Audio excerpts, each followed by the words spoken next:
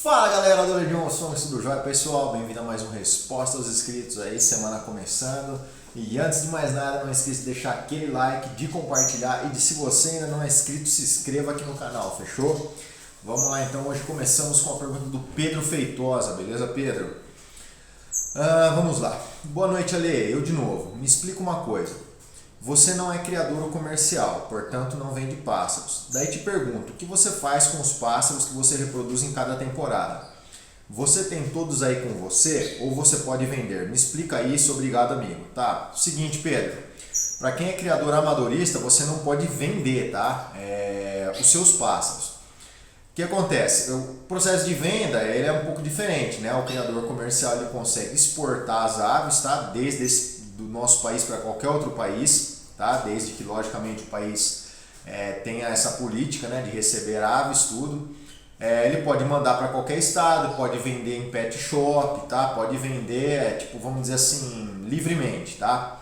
O criador amadorista, a gente não pode vender o pássaro, tá? Mas existe um custo de criação, tá? Que eu falo. Então o que você pode fazer? Você pode trocar essas aves, tá? Você pode permutar essas aves com outros criadores para você adquirir, por exemplo, espécies diferentes, né?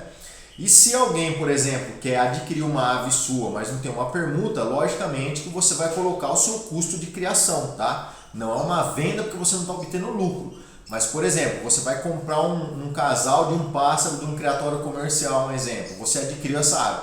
Quando ele se reproduzir, se alguém quiser adquirir, você vai repassar o custo seu.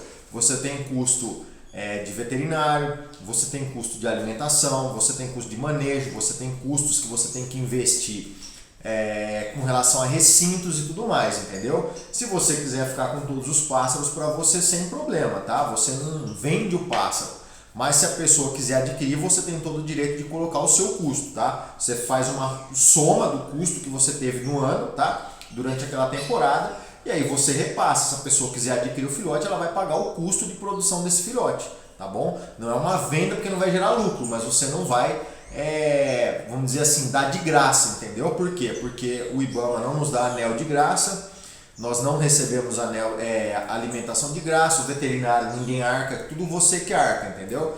Então você pode repassar esse valor. Você fala, ó, meu filhote tem um custo para transferência de tanto, que é o custo de reprodução, o custo reprodutivo. Para vocês terem uma noção, né, para quem não é muito de dentro aí, se você for olhar numa época de reprodução, por exemplo, para quem cria um exemplo, tico-tico, alguns pássaros aí que são insetívoros, se você for comprar 1 kg de larvas, tá, que às vezes acaba, ou o pessoal não tem a larva, trabalha mesmo com compra da larva, chega a custar R$700 1 kg de larva de tenebro, tá? Então faça as contas, tá?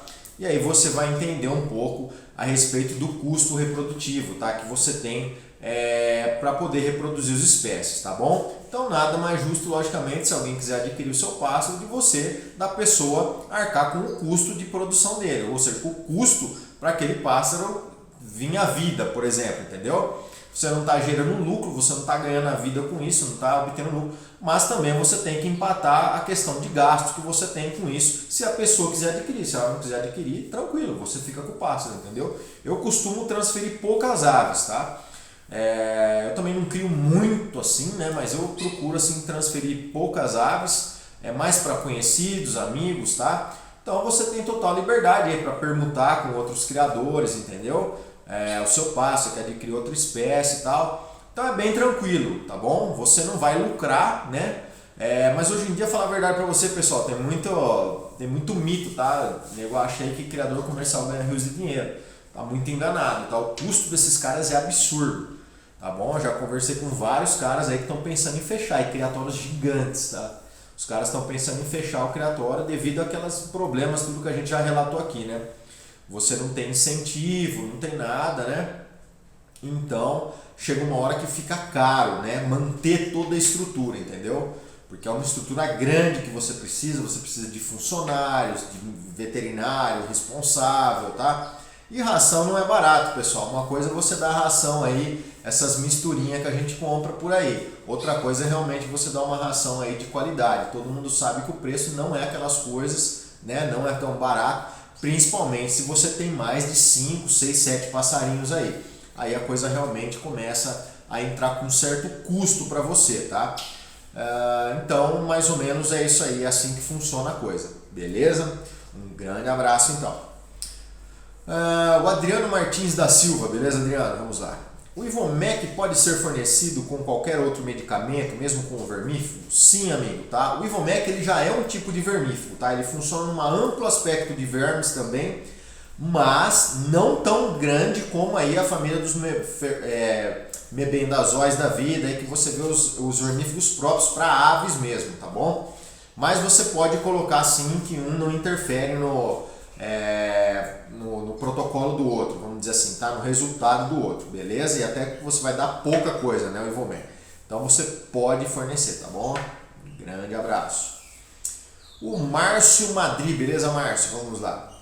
Boa noite, irmão. Rapaz, minha patativa está entrando em muda. Posso dar banho de sol nela e o que devo fornecer para ela nesse período? Amigo, você pode e deve dar banho de sol nela desde que não esteja ventando, tá? Agora a gente está numa época de bastante vento, não sei qual é a sua região aí, mas aqui na minha região venta bastante, então não é todo dia que você pode estar colocando os pássaros no sol. Por quê? Porque tem correntes de vento e isso daí pode atrapalhar bastante em questão de muda de penas, tá bom? Se você dá uma ração extrusada já de qualidade para o seu pássaro, ele tem a quantidade de vitamina D necessária para o seu pássaro. Eu acho, tá, pela minha experiência aqui no meu plantel, que quanto menos você tirar o pássaro do prego num período de muda de penas, você faz uma muda mais tranquila e estável, tá? Eu não tenho tido problema nenhum de muda de pena nos meus pássaros, todos eles mudam pena completamente todos os anos e eu faço o mesmo manejo. Entrou na muda, é quarto, fechou, fica lá quieto, não adianta, entendeu? Não fico mexendo muito, não fico colocando muito alimento diferente, nada. É tranquilidade, o pássaro tem que ficar tranquilo, num ambiente com pouca luminosidade, tá? Que é também essa questão do sol também ali, acaba dando uma certa estimulada no pássaro. Então, quanto mais tranquilo ele ficar, melhor vai ser essa muda de pena, mais rápida e completa ela vai ser, tá? Outra coisa para você dar é o que eu sempre tenho falado para vocês, tá? Seu pássaro é granívoro, você vai dar uma mistura de sementes para o seu pássaro, tá? Uma mistura de curió, provavelmente para sua patativa. Pode acrescentar sementes como a perila junto, tá? Na mistura. Também você pode fornecer um hidrovite, tá? A partir do momento que ela entrou em período de muda, você fornece hidrovite aí para ela, por exemplo, uns 30 dias também vai ajudar ela a fazer uma muda mais rápida e eficiente, tá bom? Mas se ela faz a muda totalmente normal durante todos os anos, sempre foi constante, não precisa de suplementar não. Só a extrusada e a mistura de sementes para ela vai ser ótimo, fechou? Um grande abraço então. O Alcir Júnior, beleza? Alcir, vamos lá. Boa noite, Ale, galera. Ainda estão fracos os likes, não custa nada ajudar. É isso aí, galera, tá fraco de like mesmo, vocês têm que ajudar aí, beleza? Nosso amigo que tá falando a real aí, o pessoal só assiste e esquece de dar like. Tenho sempre que falar pra vocês, não esqueça de dar like aí que vocês me ajudam, fechou? Vamos lá então. Ele está querendo saber, Ale, qual seria mesmo o remédio antibiótico à base de silimarina mesmo? Ele é usado para quê? Fígado? Tá. O silimarina, amigo, não é antibiótico, tá? A silimarina, ela é um derivado do cardo mariano, tá? Um princípio ativo do cardo mariano, que é uma planta, na verdade como é que eu posso falar? Tipo um cardo, tá? E aí o que acontece? Ele é utilizado pelos pássaros na natureza para alimentação, principalmente pintacilgos, tarins gostam muito de se alimentar dessa semente. E dessa semente é extraído a silimarina, que é um princípio que é um protetor hepático, tá? Ele é utilizado desde o pessoal que usa ciclo, às vezes na academia, pessoal que às vezes tem cirrose, alguma coisa, e também para os pássaros ele é utilizado como antitóxico de fígado, tá bom? Então, é isso aí. É que você perguntou. A silimarina, ela não é um antibiótico, tá? Ela é um antitóxico e um protetor hepático para a ave. Beleza? Um grande abraço então. O Marcos Tadeu, beleza, Marcos? Ale, beleza, tem um tico-tico que canta praticamente a noite toda. O que faço para ele parar de cantar à noite? Lembrando que ele canta o dia também, ele é valente. Tá, Marcos, seguinte, cara. O que eu aconselho você fazer com esse tico-tico? Você deve colocar ele num lugar fechado, tá? Durante a noite, ou a partir das 6 da tarde, tá? em um lugar que não tenha nenhum tipo de luminosidade de noite, tá? Por quê? Porque muitos tico-ticos, até aquela luz do luar quando bate na gaiola, se entra por uma janela, por uma fresta, que ele tenha contato visual e que ele veja, ele também começa a cantar, tá bom? Principalmente se você está sozinho na casa, se não tem outros tico-ticos na casa. Outra coisa que talvez seria interessante, tá? Não sei onde você guarda o passarinho, o que você colocou tal. Antes de chegar, por exemplo, à noite, você experimenta dar um pouco de banana para o seu tico-tico, tá? Dá banana nanica ou banana prata, você coloca para ele na gaiola e deixa ele se alimentar de banana durante a noite, tá bom? Vai induzir ele, tá? Tanto a banana, o gergelim também, né? O farelo de gergelim, silicombê também, são alimentos aí que tem uma certa quantidade de triptofano e podem ajudar o seu pássaro aí a entrar realmente num período de descanso, tá? Entrar num período aí de mais tranquilidade durante essa fase. Mas é importante a escuridão total, tá? E sem estímulo de luz e sem estímulo auditivo também, porque às vezes se você coloca o seu tico-tico aí, fica escutando, por exemplo, no computador alguma coisa, algum barulho, fica tocando música ou fica com som de sala, som de TV, alguma coisa, tudo isso pode estimular o seu pássaro mesmo ele estando no escuro, entendeu? Então é importante que você tome esses devidos cuidados. E aí se ele não parar, você me dá um toque aí, beleza? Mas espera pelo menos uma semana aí, fechou? Um grande abraço então. O William Barbosa da Luz, beleza William? Vamos lá. Bom dia, mostrar por gentileza o tamanho ideal de um viveiro para se ter em casa de tico-tico. Obrigado. Amigo, não tem tamanho ideal, tá? O tamanho ideal é sempre o maior possível, tá bom? Porém, se você quiser um viveirinho padrão aí para você estar criando, tá? Se você nunca criou, um mínimo aí que eu falo para você, talvez, para você ter sucesso. Se você não tem muita experiência, tá? Porque se você já tem um casal já com experiência, que cria em gaiola, que nem eu tenho, você cria na gaiola, você não precisa nem de viveiro, tá? Mas se você não tem muita experiência, um viveiro aí mais ou menos de 1 metro por 1 por 50 de altura, 60 de altura, 60 centímetros de altura e uns 60 de largura aí, você já consegue criar tranquilamente, tá bom? Agora, se você quiser fazer um viveiro de 1 por 1, tá? Ou 1 por 1,5, ou 2 por 3, amigo, aí fique à vontade. Quanto maior, mais fácil de você criar, no caso, se você não tem muita experiência com manejo, tá bom? Um grande abraço, então. Valmir Souza, beleza, Valmir? Ale, meu amigo, eu estou precisando da sua ajuda. Por que meu bigodinho saiu de mudo e veio com o peito seco? Me ajuda, por favor. Valmir, seguinte, cara, o peito seco ele não é uma doença. O peito seco ele é um resultado de algum problema que o seu pássaro tá? Desde uma síndrome de má absorção até patologias aí como coccidiose, tá? Infecção intestinal, salmonelose, etc, tá? Vermes, etc. Primeira coisa que eu faria, tá? Se ele saiu da muda nesse esquema, eu daria para ele um coccidiostático, tá? Entraria com coccidiostático para ele, principalmente se ele não estiver ainda defecando fezes aquosas. Se ele estiver defecando fezes aquosas, você vai entrar com a sulfa, tá bom? Vai entrar com a sulfa por 3 dias, tá? Aí você dá uma paradinha, espera uns 3, 4 dias, observa, se firmar, beleza. Se não firmou, você entra com mais 3 dias após 4 dias de descanso, tá? E aí você vai fazer o seguinte, cara, você vai fornecer para esse bigodinho sementes de perila, você vai fornecer para ele hidrovite na água, tá bom? Vai fornecer para ele pelo menos uns 20 dias de hidrovite na água. E fornecer extrusada, tá? Uma extrusada de qualidade para esse bigodinho, tá bom? É bem importante. Se o seu bigodinho se alimentar de larvas de tenebro, forneça larvas de tenebro para ele também. E se você tiver acesso ainda onde você mora, você forneça probióticos, tá? Tem um probiótico, se eu não me engano, da Alcon, que você compra em cápsula, você mistura na água e pode dar para ele, que vai fazer muito bem para a imunidade dele, tá? Você coloca, troca todos os dias essa água aí. Lembre de dar água filtrada para o seu pássaro, tá? Água sem cloro nesse período todo aí. Outra coisa, deixar ele em um lugar quente, tá? Não deixar ele pegar frio, tá bom? E se tiver sementeira também de braquiária, forneça bastante sementeira de braquiária para ele, que vai ajudar bastante ele a recuperar rapidamente a quantidade aí de gordura, né? De massa corpórea aí que ele possa ter perdido com a coccidiose, tá bom? Agora, se não for coccidiose, cara, eu vou falar para você precisaria de levar no veterinário para estar fazendo um exame, tá bom? para você saber qual a causa desse problema. Depois de você dar isso daí, você passa uns 10 dias, você vermifuga esse pássaro, tá? Se ele não for vermifugado. E agora, se não resolver, cara, aí você pode estar com algum outro problema, tá?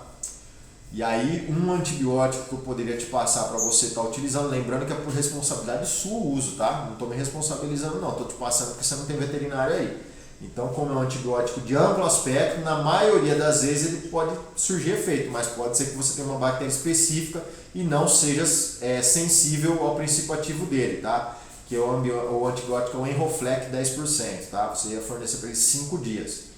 Mas primeiro dê um coccidiostato, porque a grande maioria das vezes é coccidiose que acaba atacando esse espaço, principalmente aí na muda de pena, fechou? Um grande abraço então. O Marquinhos Santos, beleza Marquinhos? Vamos lá. Amigo, tenho 3 filhotes de bigodinhos, como vai fazer 3 meses de vida, mais ou menos, um canta embolado, começou a cantar com menos de um mês de vida, e os outros não cantam, será que são 2 fêmeas? São todos idênticos. Marquinhos, boa pergunta, tá? Bigodinho você vai ter que fazer uma sexagem, porque eles de pardinho são todos idênticos realmente. Há uma grande probabilidade de serem 2 fêmeas e um macho, mas esporofila muitas vezes as fêmeas também churiam, tá? Então engana bastante, principalmente aí bigodinho, coleirinha, curió, bicudo. Às vezes nos primeiros dias de vida, no primeiro mês, todos eles churiam. Aí passa um tempo, as fêmeas param de churiar e os machos continuam churiando, tá? Então engana bastante, não se leva por isso que você pode ter aí uma fêmea que churiou e na verdade os outros serem machos. Melhor coisa para você resolver isso? Exame de sexagem, falou? Um grande abraço então. O Arnaldo Silva, beleza Arnaldo? Vamos lá. Ale, tudo jóia? Como devo proceder após o tratamento da coccidiose?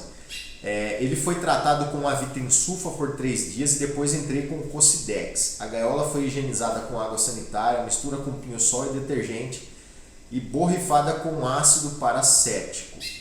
Agora ele está bem, já está comendo e tomando água, porém está bem magro, porque a coccidiose fez com que ele ficasse com o peito seco. Desde já agradeço, fique com Deus, tá? Arnaldo, é o seguinte, ou você usa uma coisa ou você usa outra, tá? Não precisa de usar o cocídio, a sulfa e depois entrar, na verdade, com o Cocidex, tá bom? Ou você usa uma ou você usa outra, tá? Como você usou a sulfa, você não precisa de usar o Cocidex, porque senão você acaba aí forçando um pouco o organismo do seu pássaro, tá? Em relação à água sanitária, pinho-sol, essas coisas, cara, a coccidiose não é sensível a isso, tá bom? Ela é sensível a alta temperatura, tá? Acima de 50 graus por mais de 20 minutos. Ou então você tiver uma vassoura de fogo para você passar nela, tá? Ou então detergentes à base de amônia quaternária, tá bom? Que vão utilizar aí para cocídios, tá? Seguinte, em relação a ele estar bem magro, eu aconselho você a fornecer um suplemento de aminoácidos e vitaminas, um hidrovite da vida, de novo, falando para você, tá?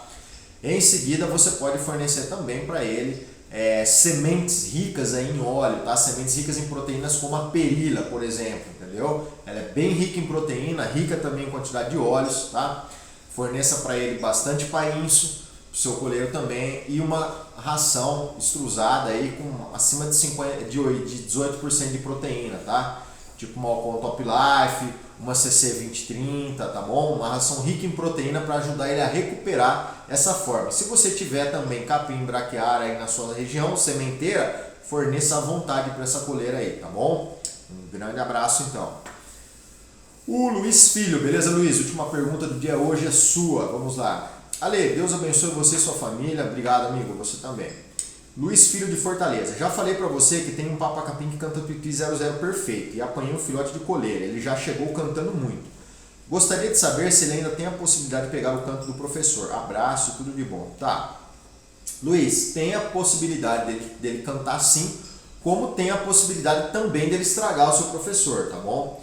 Então, cara, qual que é o meu conselho? Deixar ele meio longe, tá? Não deixar muito perto, principalmente se ele é um pássaro valente que ele responde ao canto do professor. E aí esperar ele entrar na muda de pena, tá? Assim que ele estiver na muda de pena, aí você grava esse professor seu cantando, passa para ele e vê se ele canta, né? Se ele entra no canto. Há possibilidade sim, tá bom?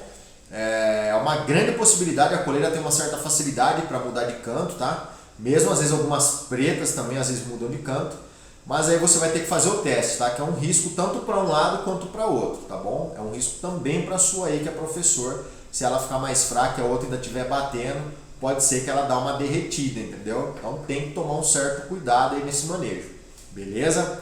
Pessoal, vou ficando por aqui então. Um grande abraço a todos, fiquem com Deus, curta, inscreva-se, compartilhe e deixe a sua pergunta que será o maior prazer estar respondendo para vocês.